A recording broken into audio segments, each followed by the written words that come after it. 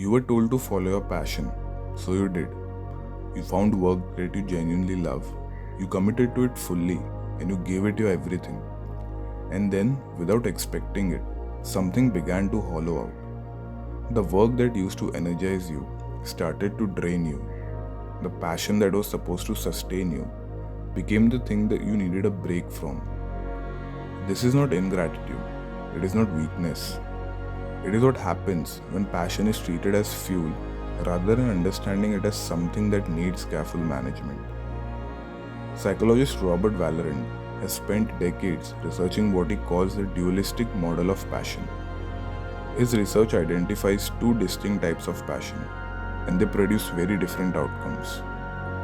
Harmonious passion is when you love something and it is one important part of your life. You can step away from it. You can have perspective on it. Your identity is not entirely fused with it. When you engage with it, you are energized. When you step away, you are still okay. Obsessive passion is when the activity has taken over. You feel you have to do it. Stepping away creates guilt or anxiety. Your self-worth is tightly bound to your performance in it. And it no longer becomes something you do, but something you are. And if it goes badly, you go badly. Even grit, which we call the sustained long-term commitment to a goal, showed a similar nuance. Grit predicts performance and persistence, but grit without recovery, without boundaries, and without a life outside the passion is a setup for burnout rather than excellence. You can see which type of passion you have in a very specific way.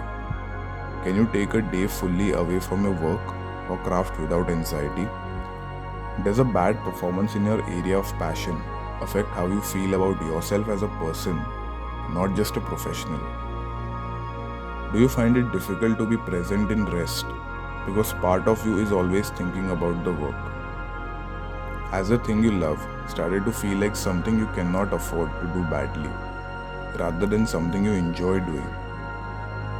If several of these feel familiar, your passion may have shifted from harmonious to obsessive. An obsessive passion, however genuine, is one of the most reliable paths to a burnout. Here is the uncomfortable truth about passion-driven burnout. It does not feel like burnout until it is already advanced.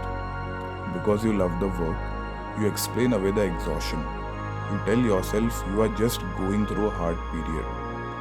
You push through because stopping feels like a betrayal of something that matters to you. But the pushing through, without recovery, without space, without a self that exists outside the work, is exactly what drains the passion itself. You do not burn out because you stopped caring. You burn out because you cared so completely that you left no room for anything else. Two shifts that protect the passion while sustaining the person. First, build a life around your passion rather than reducing your life to it. This means relationships, interests, and sources of satisfaction that exist outside the work.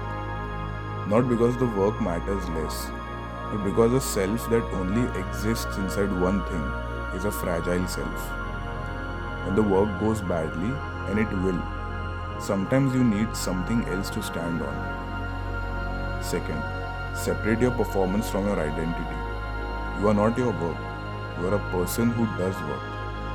Well, imperfectly, sometimes brilliantly, sometimes not. A bad project is not a verdict on your worth. A difficult period in your craft is not evidence that you should not be doing it. The moment you fuse your entire self-worth to your performance is the moment the passion becomes a burden rather than a joy.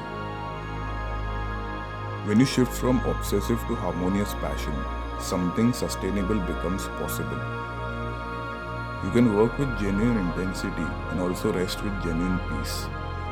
You can care deeply about the work without needing it to go perfectly in order to feel okay.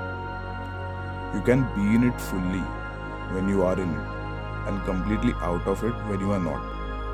And the passion, instead of burning bright and fast, burns steadily, for years, for decades, long enough to actually become the person your passion was always pointing you toward.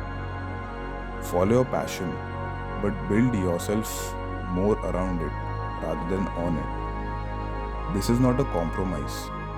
That is the only version that lasts.